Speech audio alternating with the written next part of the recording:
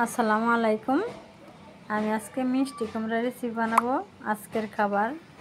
তাহলে সবাই পুরো ভিডিও দেখে নিও।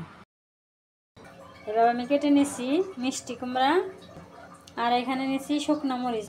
আমার রেসিপি কিন্তু সব সহজ পদ্ধতিতে আমি রেসিপি বানাই। কড়াই চুলায় দিয়ে দিছি, এখন তেল দিয়ে দিলাম, শুকনো মরিচগুলো দিয়ে দিব। এখন মিষ্টি কুমড়াগুলো দিয়ে দিলাম, পেঁয়াজ দিয়ে দিলাম, কাঁচামরিচ দিয়ে দিলাম, একটু হলুদ গুঁড়ো দিয়ে দিলাম, লবণ স্বাদ মতো।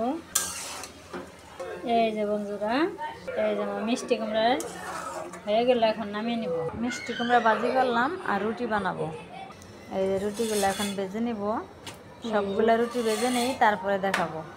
বন্ধুরা, একটু রসালো মিষ্টি কুমড়া ভাজি দিয়ে এই রুটিগুলো খাইলে অনেক ভালো লাগবে। চাইলে তোমরাও আমার মতো এভাবে খেতে পারো। আমার সবগুলো রুটি ভাজা হয়ে গেল, কেমন হলো অবশ্যই কমেন্ট করবে। এখন আমরা খাওয়া দাওয়া করি। তাহলে আজকের ভিডিও এখানেই শেষ করলাম। সবাই ভালো থাকবে, সুস্থ থাকবে। আল্লাহ হাফেজ।